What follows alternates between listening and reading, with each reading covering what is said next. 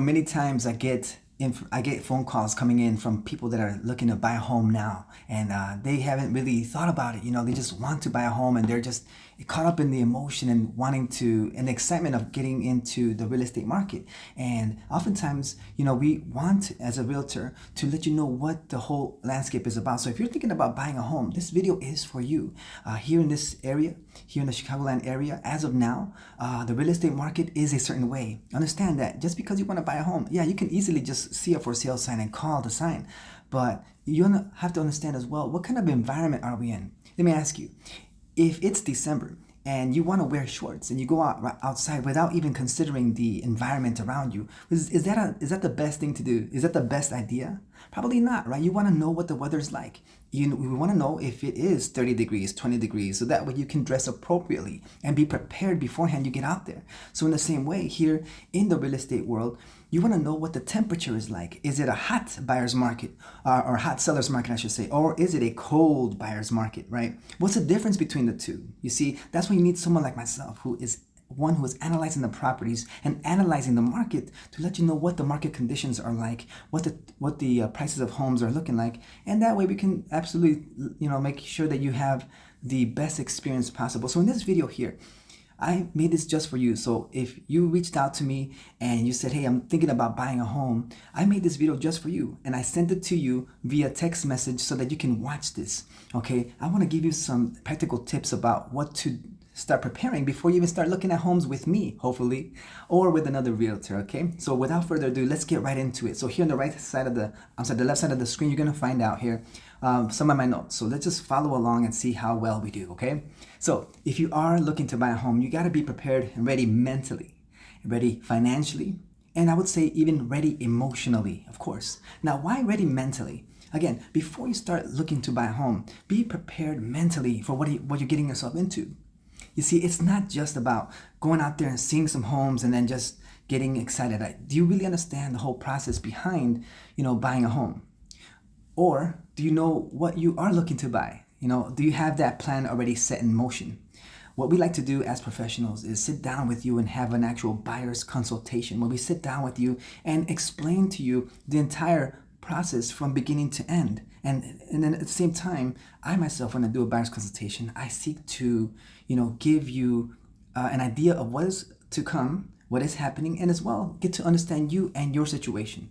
It's important to understand what you are going to look for, right? I want to know, as a realtor, when I'm doing these meetings with you, what you are looking to do. What kind of home you're looking to buy. Have you spoken with a lender? I'm trying to find out, what your plan is and the timeline, so that way we can get you on the right path. For example, if you're looking to buy a home in the next 3 to 6 months, then maybe we won't be as, let's say, expediting our search and be as aggressive in looking for homes, perhaps. But if you're looking to buy a home immediately, then at the same time, it does help to understand that. That's why we are, as a realtor, I and myself bring to the table a plan of action. So in case you are ready mentally and you are ready to pounce on this and you need that speed and efficiency, then I already come prepared with a plan. That's what the buyer's consultation does, is that I show you the plan of action that I myself will take, as opposed to perhaps other professionals that have their own way of doing business.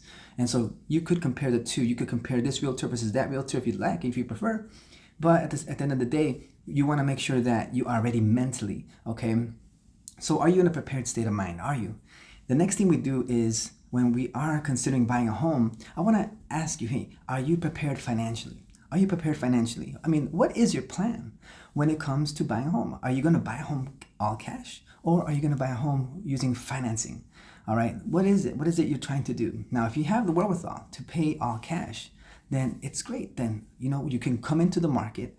Not saying that you're going to be out there as king of the world and just throwing cash everywhere. Obviously, it is a powerful negotiating tool, but it has its pros and cons, you can say, right? Now, obviously, if you're going to be using cash, you got to be privy to what's happening. For example, in offers, yes, you do have some sort of leverage when it comes to, offering all cash.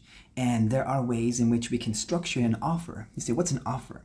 An offer is basically what is required, really, when you are making an intent to purchase a property, right? It's not just about calling the person over the phone with a for sale sign out there and saying, hey, I want to buy your house. No, you don't want to do that. You want to make sure that you are doing things the proper way, especially in a competitive market where there are multiple offers out on the table. You want to make sure that you're considered in a serious way. Does that make sense? Not just willy-nilly throwing numbers out there like, hey, I'll buy this house for 150 or I'll buy this house for 250. Even right now, this morning, I got off the phone with a seller, and he said, I already got a phone call from somebody. Like, it's not even in the market yet, this property is, but he already got an offer. They said, I will buy this house for you at an extremely discounted price. And he says, I will close in 2 months. And then he said that he was seeing this house, or he said that he was going to market this house on the internet for such and such. Long story short, again, the seller didn't take kindly to that. Right? The seller he didn't feel comfortable with, going with an offer like that. So it doesn't make sense there in that regard. So cash, yeah, it's good, but at the same time, it can have its drawbacks as well. But yes, are you going to be buying for cash or are you going to be financing? All right. Now, yes, again, like I said, an offer is something that is written. Now, I can help you writing an offer. If you work with me, we are absolutely going to write an offer. And writing an offer in and of itself is an art.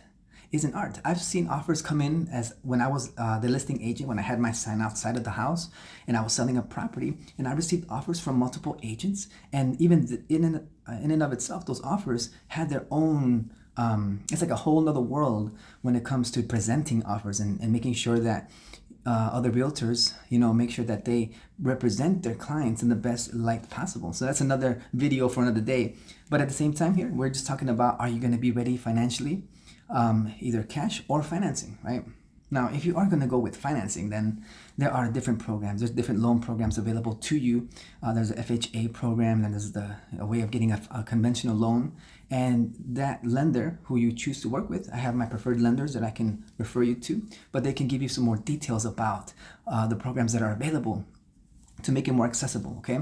But yeah, the pros are that, you can offer more than even a cash offer would. Historically, cash offers have been a little bit on the cheaper side when it comes to making offers as opposed to the list price, because they offer expediency and they offer, less contingencies. And I'll define what contingency is in another video. So make sure to like and subscribe to this channel so you can continue to get educated about the real estate process here. But anyway, a financial path, right? If you choose to go financing with a lender, with a bank, then yeah, you can actually offer above asking price, right? Not that cash you can't offer above list price or asking price, of course you can, but I'm saying is that because folks offer cash, they feel like they don't need to get to the listing price. Just depending on how competitive the market is, okay? But yeah, financing, you go above that as long as you are pre-approved for that amount, okay? All right, so that's what we got going on there now. However, in financing, there are many more contingencies to deal with. Again, many more potential roadblocks or off-ramps, you could call it, for the buyer's benefit, really. So a seller might see extra contingencies as a liability, as a risk to take that offer. Okay, so anyway, that's the pros and cons of both. But are you ready financially? And finally, are you ready as far as emotionally? Are you ready? See, you're thinking about buying a home, getting into the real estate market and doing something great. Awesome. I'm excited for you. Let's get out there. But before we start looking at properties, I want to make sure that you are ready mentally, ready financially, and ready emotionally. You see, once we start getting into the houses, I want to make sure to show you that, hey, the properties that are out here, they're going to be nice. Some are going to be amazing. You're going to fall in love. You're going to fall out of love, right? You're going to probably get your heart broken. You're going to probably get excited and get angry and start blaming others like the real estate agent because, you had this property that you really wanted and you ended up not getting it for whatever reason. And now it's the agent's fault, right? You're going to be wanting to blame the agent for lack of getting that property, right? When at the end of the day, it's really about how much you did offer, etc. But I myself, as a professional real estate agent, want to make sure that your offers are as pristine as possible and as great as possible so that we can get our message heard, right, and understood by the seller so that they can give the offer the best opportunity possible to get accepted. But yes, it's an emotional process. Are you ready for this? Because at the same time, you might think that, okay, buying a house is, it should be easy. It should be, really quick. Just, hey, I'm going to call this buyer or seller and offer my terms and then get this property, sold in, a few days, a few weeks. It's not that easy, especially if you don't understand the real estate market and understand that there are multiple bid situations, and sometimes folks are out there for months looking for a home, and they fell in love and they fell out of love. They fell out in love with the property and then they got their heart broken. That's not an easy road to travel. That's why you need someone like myself, a professional real estate agent who's been through the cycle many times, to show you, hey, it's okay. I'm going to show you what's normal. I'm going to show you what's not normal. I'm going to show you how to get in and out of, just different properties, and how to navigate everything and not to become emotionally attached. But I just want to make sure that you are emotionally ready for this, okay? So yeah. Bid wars are going to be happening. I wrote down here, and dealing with disappointment, you got to understand how to do that. And then be careful not to overreach your budget, right? So what a realtor can do for you is give you an idea, right, of what the home that you're looking at, what is a reasonable offer. Obviously, if a home is worth, let's say, or listed at $350,000, and you fall in love with the property, hey, love is blind, so you're gonna want to maybe win this one guaranteed, and you're gonna offer $500,000 for the property.